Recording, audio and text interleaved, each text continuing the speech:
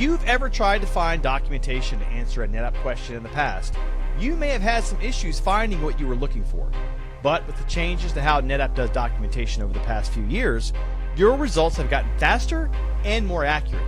The NetApp Docs team joins me to discuss how they've completely revamped the NetApp documentation experience and where generative AI fits into their future plans. Welcome to the Tech ONTAP podcast. I love NetApp. Oh, yeah. I love NetApp because it's so fun. All right, I am here in my studio in my house, and I have a whole bunch of people here today to talk to us about NetApp Docs, which is one of our things we offer here at NetApp to help enhance your overall experience. And we'll get more into that later, but first I want to go through the room here and introduce everybody. So we'll start with Aksel Davis, since he's the first person listed here. Aksel, what do you do here at NetApp, and how do we reach you? Hey, thanks, Justin. I'm a software engineering manager here in information engineering at NetApp. So I run all of our supporting services for our documentation program. And we also run our content automation program, which works with our engineering teams to produce our API and CLI and other auto-generated documentation. Okay, excellent. Also with us, Grant Glass. Grant, what do you do here at NetApp, and how do we reach you? So I work as a applied and data scientist at NetApp. So I work a lot in generative AI and governance. I'm reachable at NetApp at the easiest possible email address, grant.glass@netapp.com. I'm very happy to be here and excited to talk about our product documentation. So you're a data scientist, but I don't see any Bunsen burners or glass beakers behind you. What's going on there? What's up with that? Well, data doesn't, we have our spreadsheets and databases and arrays and Python notebooks, right, that are all on the computer in front of me. So the magic really happens behind the screen, as opposed to behind it. All right. So you mentioned Gen AI, and we have the original Gen AI here, Jen Kaufman. Jen, what do you do here at NetApp? How do we reach you? Well, very much the way Grant is a data scientist with no science, I'm an information engineer without engineering. I'm the director of the information engineering organization at NetApp. That's our fancy terminology for tech pubs. So all the content that is generated to help customers and employees and partners use NetApp products successfully. We have a small but mighty team of content creators and Aksel Davis's development team working to make sure that we can have everyone use our products successfully out there in the world. All right. And last but not least, Adam Newton. Adam, what do you do here at NetApp? How do we reach you? Currently, the most important thing I'm doing is trying to prevent my cat from coming across the screen here. So I'm holding my hand out. My name's Adam Newton. I'm the Senior Director of our Global Content Experience Services team, which comprises Jennifer's team, the Information Engineering team, pubs, and globalization. We handle all of the product and collateral globalization needs for the company, and also all data scientists who are helping us on the new frontiers of generative AI. All right, so we're here to talk about NetApp Docs, and I don't know if you're familiar with the documentation of NetApp or the history of the documentation, but it has come a long way from previous times. I mean, I've been here a long time. I've seen the documentation in previous iterations, and I can say confidently that it's gotten better because you can actually find stuff now, right? I mean, before it was tough. We'd shove things in PDFs, which aren't searchable. Web searches wouldn't find things. So we're making a lot of progress in that regard.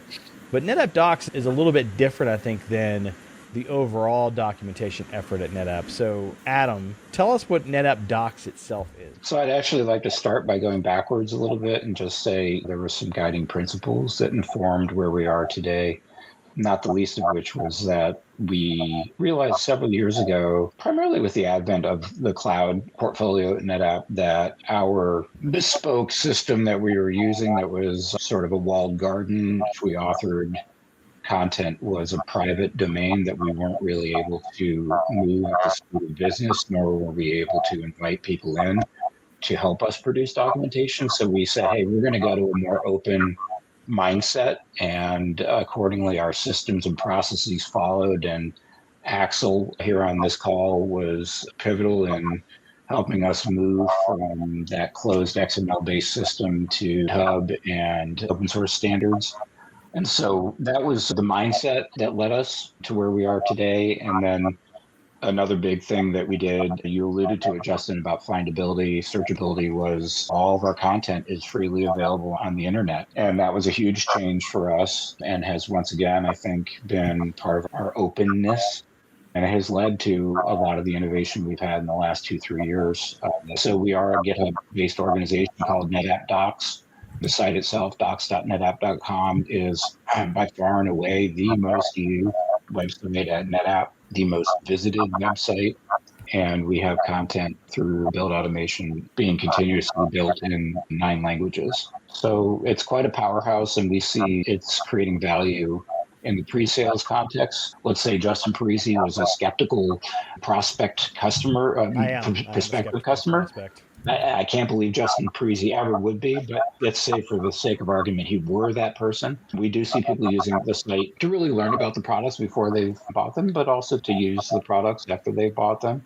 And we see a huge constituency also within NetApp support, and other organizations extensively use our documentation. I'll stop there. I could go on for a while, but hopefully that's helpful. That is helpful. Yeah, absolutely. So, Jen, you've been involved with information engineering for a long time. I think you started out as 20 years. Sorry.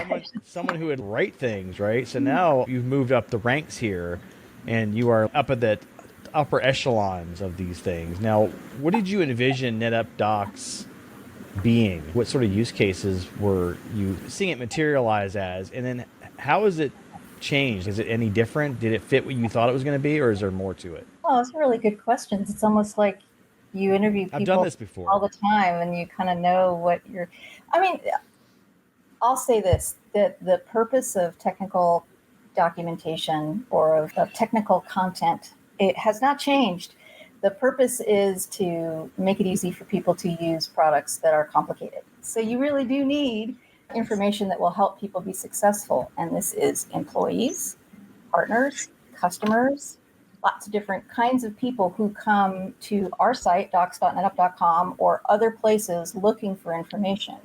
Our content is used by people to create more content, right? So folks like you even might take some content from our site, repurpose it, and help somebody else or a group of other people to be successful with the product. So that mission to help make sure our products can be used and sold has not changed. The way we do it changes all the time, right? The technology changes, the expectations and needs of the customers change, the landscape around us changes, how quickly we need to do things changes, the surfaces that customers expect to consume this information from change, which kind of brings us to our topic today. We need to be right there, ready to serve people wherever they are with whatever the information is that they need in the form that they need it. So our ability to change the way we generate the content and what form we publish it in needs to be really, really high touch. So this team at NetApp in particular is usually just slightly ahead of the curve. We're very fortunate. We've got a lot of really active and engaged people here. And so the technology changes, the way we publish changes, and the way that we work changes as the needs of the business change. So now we have a group of people who are hyper-focused on agility and accuracy, findability.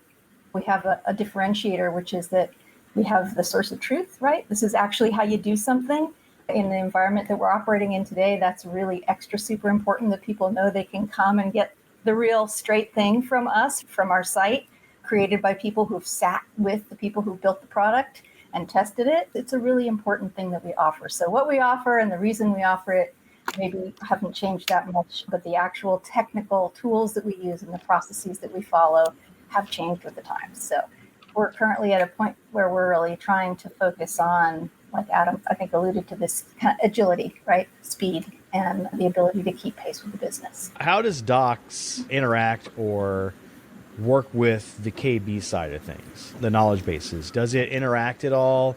Is there a synergy there, or is it just linking to each other? I mean, the teams work together really super closely. One of the things that we can see, because we can see a little bit of like sort of who's coming from where to our site, and quite a bit of traffic comes from KB to us and back and forth, right? So people who are looking for information are using both sources of information to be successful, we're going to create content that's ready at the release of the product as we expect it to be used. The KB team is going to cover all of the things that pop up after that in the course of using the product. And sometimes we can even take some of that information and bring it back into the product docs and say, hey, we learned something. We're going to add this to the documentation because there's clearly a demand for it. And sometimes the knowledge base community will take content from docs in order to answer their questions. So there's a lot of synergy between the two teams. There's a lot of, I think, appreciation between the two teams of what we do. We have a couple of different groups at NetApp that create content, technical content, and it's all knitted together. You've got technical content being created by technical marketing engineers, like somebody else. Yes, we're talking about me. Content being created by knowledge base experts. You've even got content on the community site that's being generated by people who are deep into product usage. All of this works together. The hardware universe content, these pieces all come together to give people the full picture, and all the different sites and all the different channels deliver content for a different purpose. And together you get the whole picture of success for everyone who's using the product. So I don't know if that really answers your question in a technical way, but I can just say that the synergy between the teams is extremely positive. And one of the things that we try to do is make sure that we have provided good access to the content that we have through as many channels as possible. And I was hoping it would lead you into your segment, the whole generative AI thing. Like when we ask something a question, I was wondering if I ask the knowledge base a question, can it take me over to the docs? If I ask the docs a question and there's a knowledge base article, can it take me there? So tell me about how Gen AI is playing into this. Well, if you want a really smart person to answer your questions about Gen AI, that's Grant Glass. But I can talk a little bit about the intent that our team had when we created our chat assistant, our AI assistant, Doc, named after Doc, owl. Doc is our mascot. Doc is our wise owl who knows things. And Doc is trained on the content on docs.netapp.com. So if you are chatting with Doc and you ask Doc a question about a product that we have provided information on, you can have a discussion with Doc. Doc is also trained on some additional content from other sources, but we add things to the data set carefully and pointedly so that Doc's accuracy is maintained. The point, though, was to make the information readily available. We're trying to surface information wherever it is that people want to find it. People want to use these AI assistants. We want to provide one that's going to provide accurate answers. And so Mr. Glass here built one. So I think that might be a segue to talk to. I think it is. So Grant, how are we training AI to deal with our documentation? Because that's a big job. Yeah, I think just the documentation outside of the KBs, we have north of 120,000 documents. And most of our products and our documents talk about very similar things. We talk about storing and retrieving data. So to a large language model, all of our products kind of sound the same. So we have to do a lot of work to say, well, what's the value proposition of Keystone versus ONTAP versus BlueXP? A lot of times we have to push the model in certain directions based on what we're seeing from the users, what kind of words the user's using. If they're using cloud or on premises, we have a good indicator of what products and where they're going. So just disambiguating our own products and what our users and customers want is a monumental task, right? Outside of just even KB, because we can think about KB as like special cases of I have a particular type of implementation. And even communicating a high availability pair in a standard cluster is going to be a pretty difficult task to do.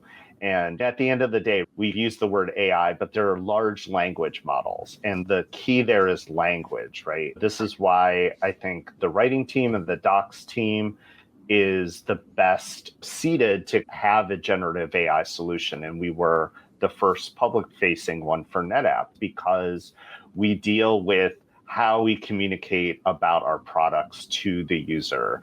And because we have that knowledge, we're able to help the model navigate all of these documents and help users find the right ones to answer their questions. A lot of my data science background is essentially finding what are the clusters of words that surround unique products, and how can we help models figure out from very sparse things from our users. Our users are very technical and they're not very verbose people. So we're trying to read a lot of our customers' intentions and minds. And that's what's the beautiful thing about generative AI is now we have a direct line to see what are the kind of questions customers are asking.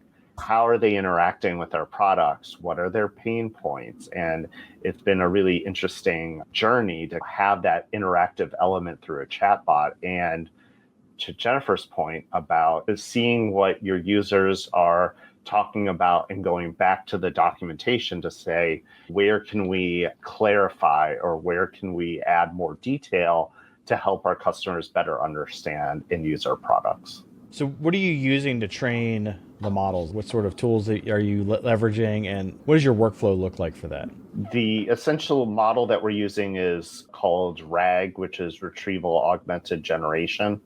So it's essentially trying to retrieve the right documents. And working closely with Aksel's team, we index and chunk and weight certain aspects to our documentation that we know indicate certain things. Is this a task-based document? Is this an overview page? What sort of topics is this document talking about? Retrieving the right document for the user is the key to the whole generative AI. Try to talk to other people about this is like you studied in college for many years, and then it's 2 years later and you're sitting down for some calculus test. And maybe you kind of remembered calculus, but you kind of don't. And so you try to answer questions, but you might get it wrong or you might get it right. That's where a lot of people are saying, oh, well, generative AI doesn't really know any answers or doesn't get things right. What we're doing in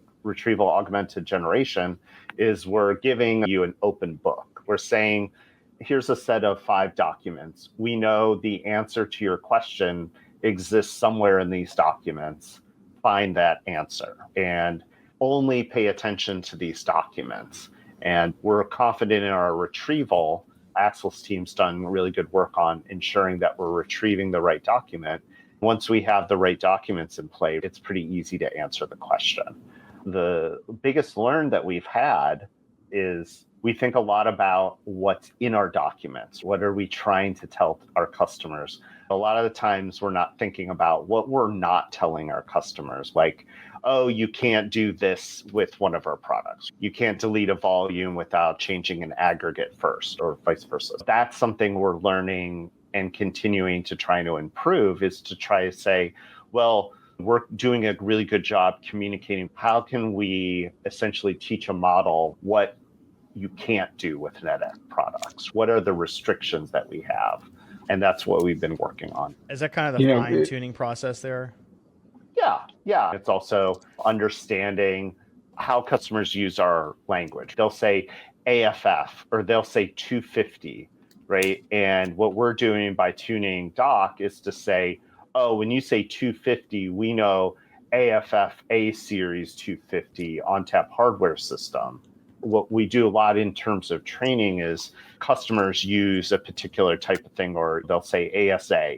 Great, we'll assume that's ASA R2 because it's the newest product. So we do a lot of tuning based on user input, but also tuning to our documents. It's kind of a holistic system of like, oh, we need to go back to the document, and we have a lot of users that are confused about workload versus workloads.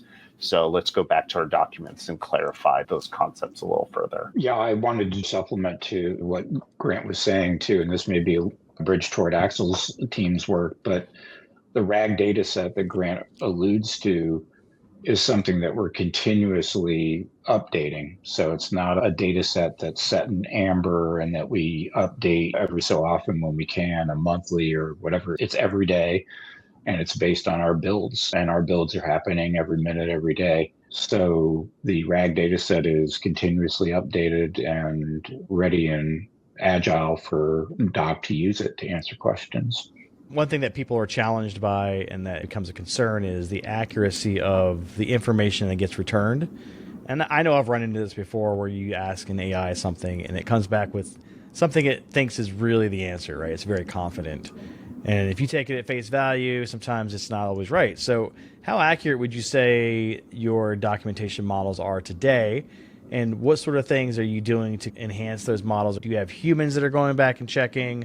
Is it customer feedback? I'll take that question. We look at every single piece of feedback that comes to us, and we look at it as individuals. What you're trying to figure out is, did the generative AI element get this wrong, or does this not exist in our documents? Or if I read our documents, is this concept confusing? Because if it's confusing to me, it's 100% going to be confusing to a generative AI bot. Or there could even be the way that the customer thinks about it. It's obvious to me, but it's not obvious to them. And so that's why it's really important in this group. I think a lot of people think about the point of failure being the bot, but what you want to do is you're getting a good feedback to go back to the document and say, oh, we need to enhance the document.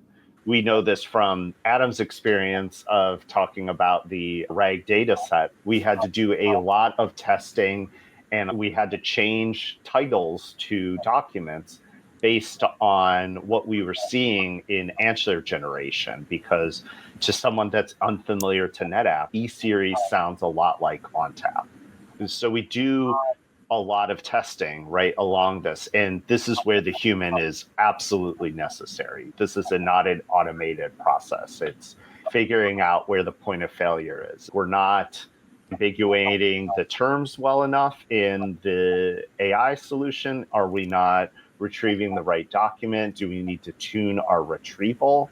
Do we need to adjust the document? So there are a lot of potential points of failures, but it's also a holistic system.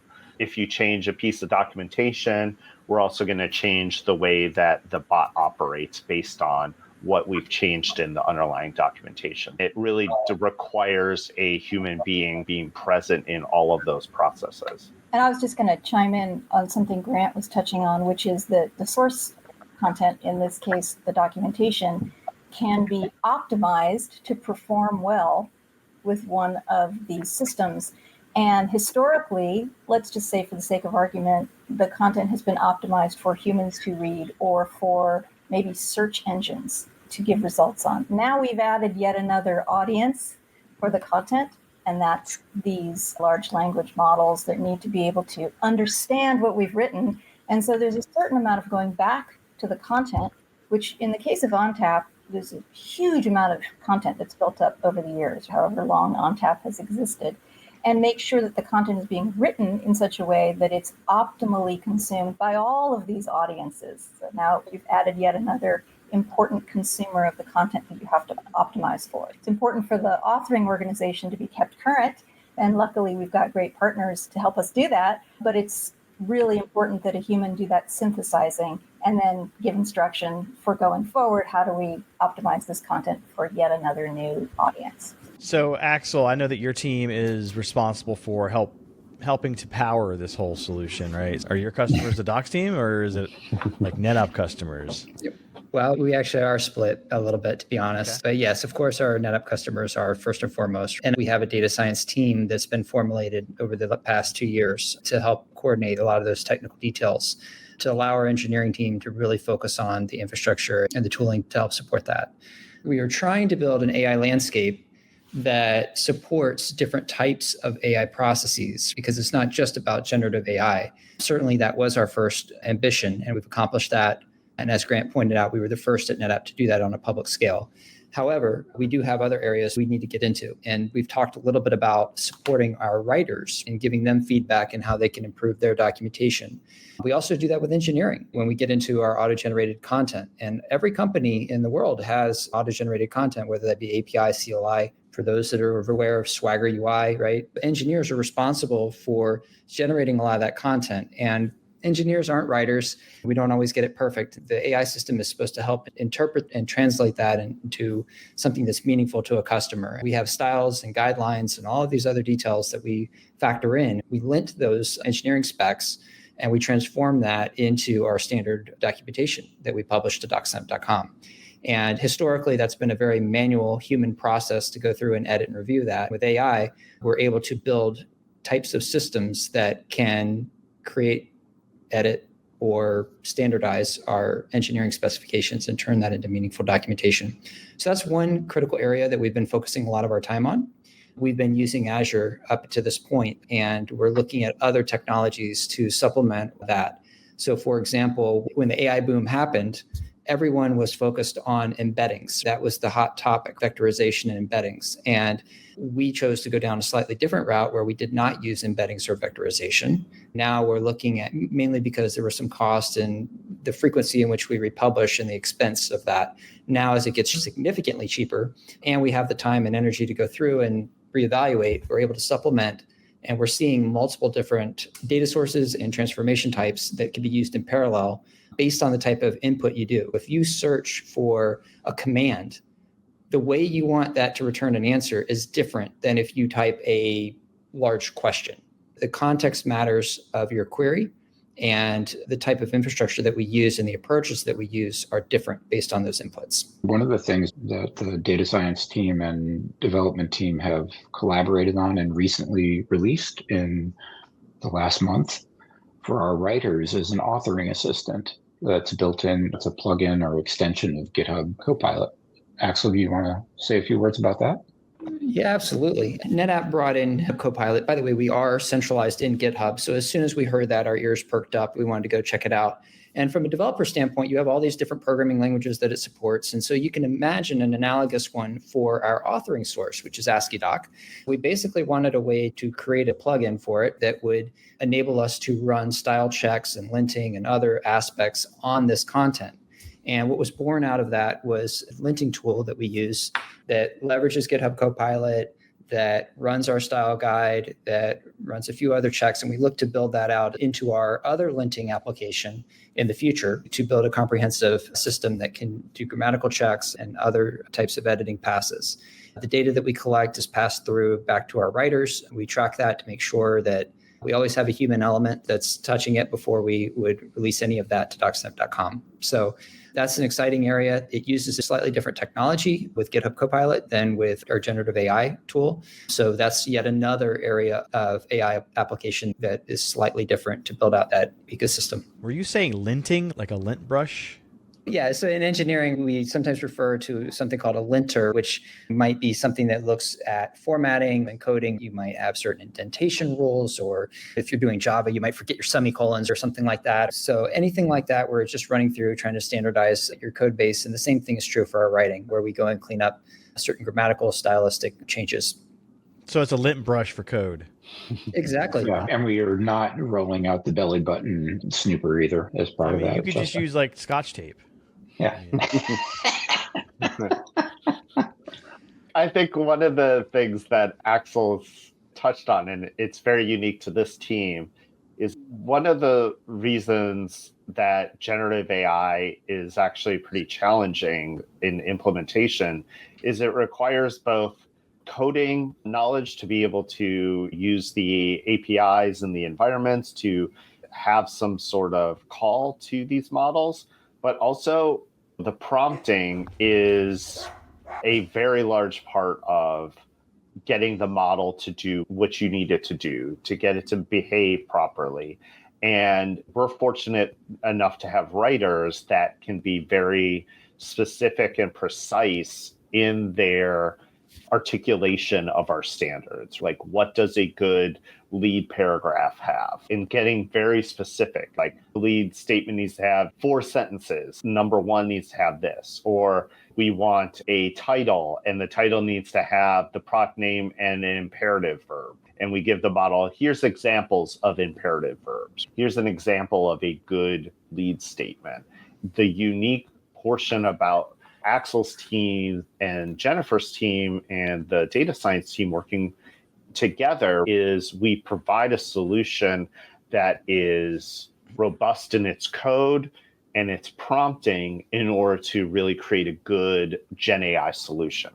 That's where I think I see other organizations needing to open up a little more, is involving your writing teams in the prompting, because the writing teams are going to be able to compactly and succinctly tell the model what to do, what we're looking for. And so that's, I think, a huge learn that we had, especially from the Nadia, is how well writing teams and programming teams can work together to provide a really robust solution to these sort of writing problems. Yeah, absolutely. And it's not just that, but when we talk about the evaluation techniques that you asked earlier, you might, for example, give question answer pairs as part of your evaluation technique.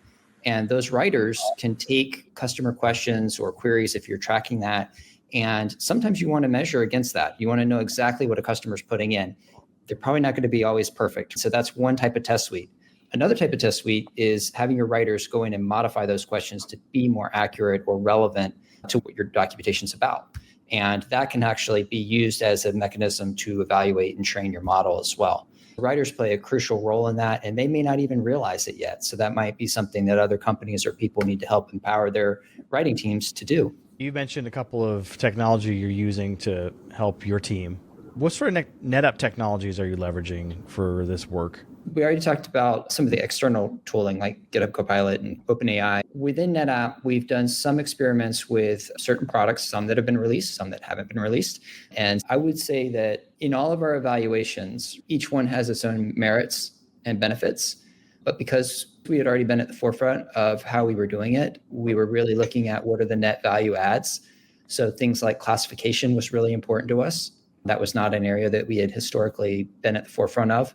Segmentation was really important to us, how we segment our documentation. And we felt that our strategies were comparable to the end product solutions that were there. And so it blended pretty naturally into being able to tie in and evaluate against those systems.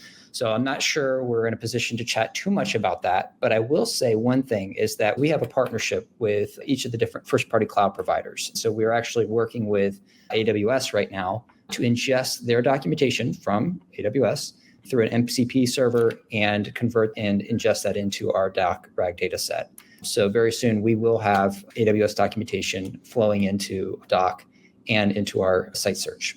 So we're very excited about that. And that's one area that we're improving our tooling. One big exciting project we did over the past year was we've been really revamping our build infrastructure. As Grant alluded to, we have over 120,000 documents in English, and then we have that translated into 9 languages. So we're publishing over 1 million documents, and we will refresh much of that content on a daily or even weekly basis.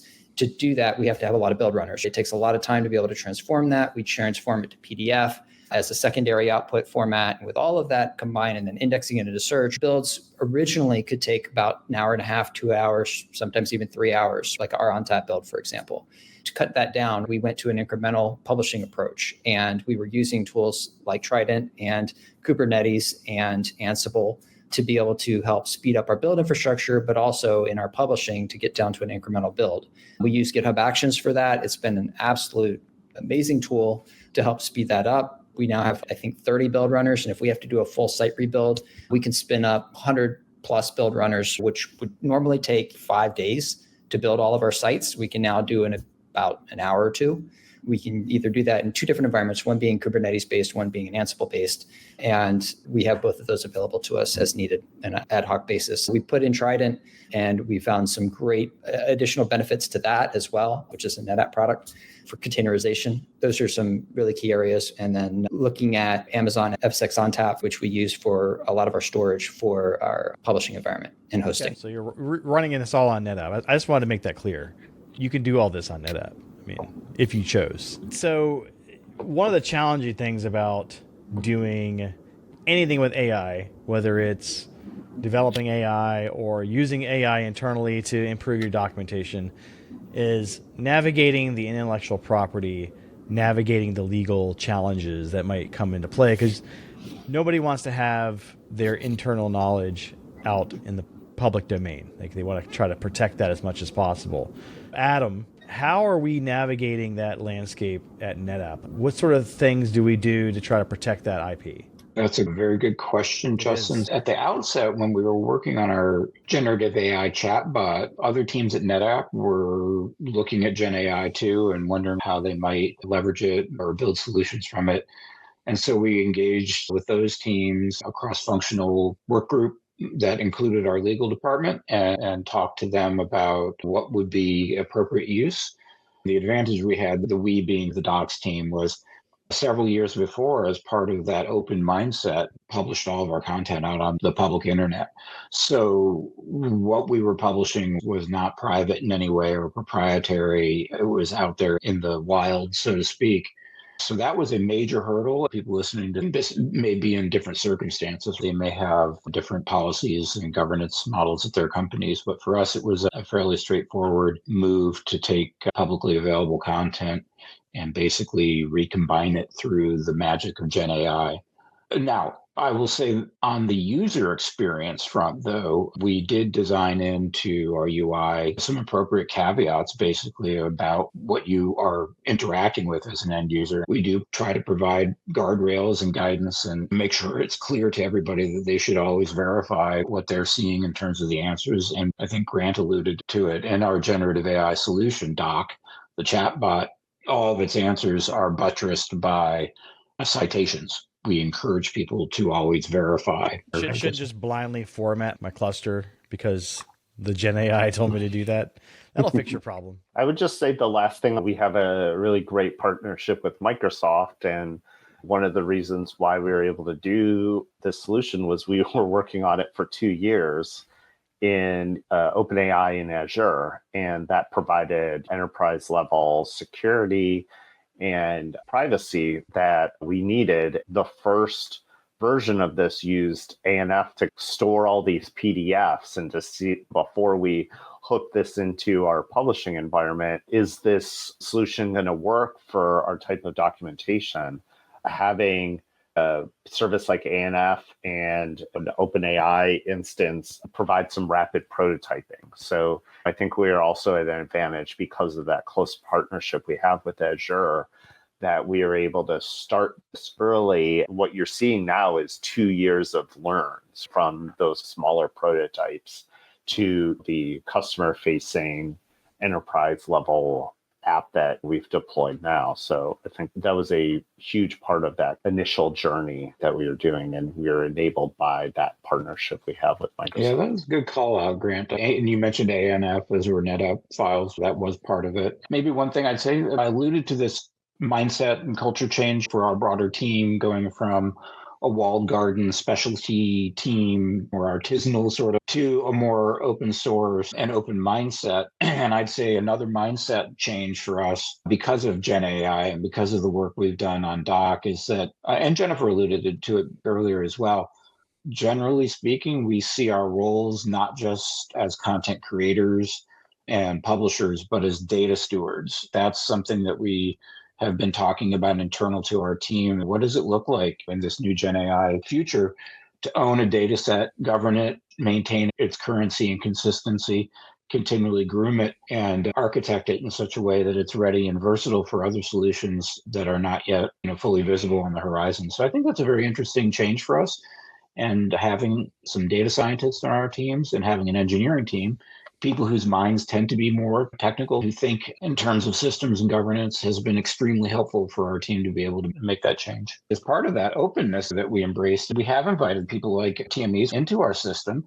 One of the benefits that customers have now is finding content in one place, and then having the content that was previously sitting on people's hard drives and Word files and whatnot, and then being published occasionally as PDFs, is now part of an entire continuously being built data set, right? Content that was previously segregated and out somewhere in a different website is now just part of this big data set that we can continuously build solutions on top of. All right. So what sort of new things you might be coming out with? Do you have anything to talk about there? Now we're done, Justin. We don't have anything else to do. That's good. That's good. I'm glad. Everybody got an A, and we're all taking vacation now. Mission accomplished.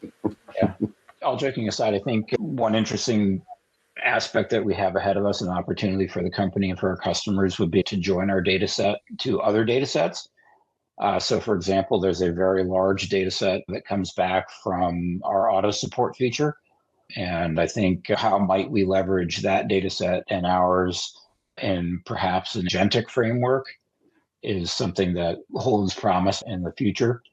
Something like using auto support to back up a best practice recommendation, saying Sure. 95% of our customers use this best practice. We see what's happening in your environment. Most people in your particular situation, most people take this path, and here's how to do it. Yeah. Something along those lines. Informed information gathering there. What about tying into something like System Manager, Blue XP, whatever we're calling it these days, having recommendations pulled directly in from ASUP? Yeah, we roll up or report into the Chief Design Office here at NetApp. So our partners are UX researchers and UX designers.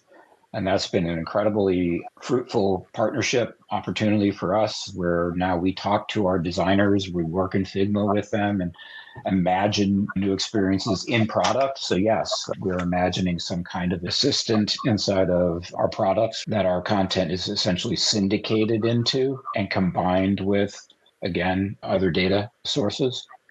So yeah, you're barking up the right tree, and that's absolutely something our Chief Design Officer, Christina Storm, is passionate about, and that Aksel's team, from a technical perspective, very, very well positioned to enable. We have a team that mines ASUP and sends out emails and alerts for the things that aren't being followed, best practices, so that if you have a volume that maybe is like getting to be full, hey, by the way, your volume is getting full. Here's the KB or here's the documentation telling you about why that's not great.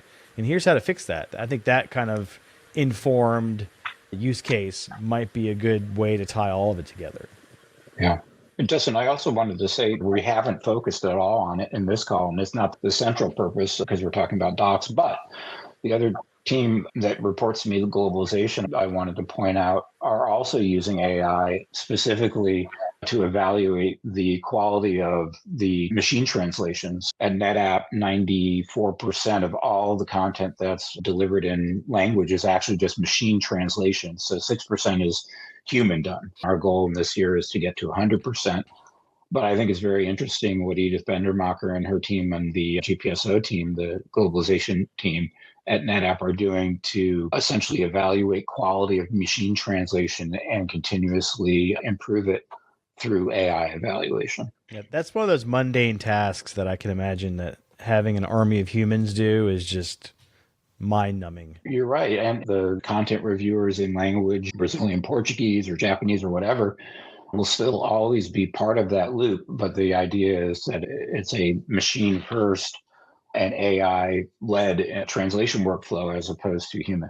One of the other things that we were talking about, content's offered up in product, and I was going to say one of the things that we're also working on and planning for is to incorporate search and AI functionality on the docs pages so that you get the benefit of both AI summarization and the opportunity to chat with the assistant and also search results combined and offered up together on our site on docs.netapp.com. And that is also something that potentially could be hosted from within a product as well. So you get the benefit of all these different engines working together from within the product. So that's very future think, but it's something that we've talked about and something that we're starting to look at implementing to some degree, at least on the docs site to begin with. That's a good one. There are some interesting subroutines too, where we're generating content from engineering specs. How might we, through AI, create synopses of what's happening, reports about deltas, but articulated them in narratives, giving them to business stakeholders. So connecting our linting to not just the technical aspects of what it does, but to then build business intelligence. Here's what we see as we've been processing all of this content. One last thing, I think Aksel alluded to it. We have first partner agreements with Amazon, Google, and Microsoft. And I think MCP servers seem to be a thing we are already leveraging for integrating the Amazon FSxN docs into our RAG dataset. I think we have an opportunity to help our customers and our internal stakeholders interact with their content in our context through MCP and other syndicating technologies like that. It's finding ways to have all of these disparate data sources talk to one another. And one way around that is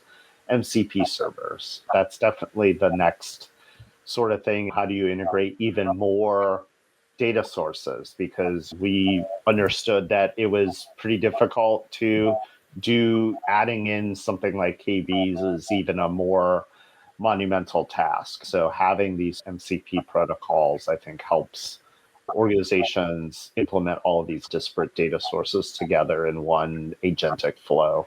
Wasn't MCP the thing in Tron? Wasn't that? Am I misremembering that? I don't. Anyone? I feel like it was. Yes, master control program. Yeah. It was the big cylinder, right? I don't like that. Let me Google that for you. No, this is, we see where this is going. But I mean, what we're trying to do all across this organization is apply AI intelligently. You've heard us talk today about applying AI to help people find and use the content, applying AI to generate and produce content to speed and make more excellent. We're just trying to apply it in places where it makes sense so that we're speeding our business and making the experience of the customer more excellent, and not just AI everywhere, which is not very helpful, right? But it takes thought and it takes practice and it takes experimentation, and there has to be an actual use case for it. And then we can put our energy towards it. There's a lot of activity, and we don't always know what the future will bring. But I think as a team, trying to collectively experiment with whatever we think shows promise to see if there's anything that we can extract from it. I know, Aksel, is there anything that you want to touch upon that your team is talking about, maybe even in the agentic space or anything else? The biggest goal for us is about findability of our docs. Justin talked about that on the onset. We're coming into an age where GDPR and privacy is so important to our customers and to the global population. It becomes harder and harder for us to trace who is using our documentation. It's the number one question we get asked by our senior executive leadership. Who is using your docs? Who's coming there? And we have to sheepishly say, we don't know, right? Because we can't track that information at a certain level. So we're hopeful that we can at least see trends and patterns in how people use our documentation, and that can help inform some of the decisions that we make, some where we place investment into our technology stack going forward. I think that's the biggest opportunity we have, and how we partner with other departments, because everyone wants to build their own AI system. Everyone wants to, quote, own the content ecosystem, right? How do we partner together across the NetApp ecosystem enterprise to build a centralized solution for our customers? Because ultimately that's what we're after, making it as findable as possible. And so that's our biggest charter over the next year. And I think we're well equipped to go there.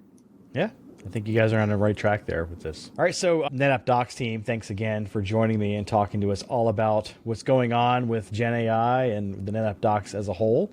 Again, if you wanted to reach any of these fine folks, they've given you their contact information at the beginning, and we'll include information with the associated blogs or LinkedIn posts or whatever we have here, so you can contact us that way. I want to, again, thank Adam, Jennifer, Grant, and Aksel for joining us today. And thanks for listening to the Tech on Tap podcast. All right, that music tells me it's time to go. If you'd like to get in touch with us, send us an email to podcast@netapp.com or send us a tweet @netapp. As always, if you'd like to subscribe, find us on iTunes, Spotify, Google Play, iHeartRadio, SoundCloud, Stitcher, or via TechOnTapPodcast.com. If you like the show today, leave us a review. On behalf of the entire Tech on Tap podcast team, I'd like to thank the NetApp Docs team for joining us today. As always, thanks for listening. Oh, yeah.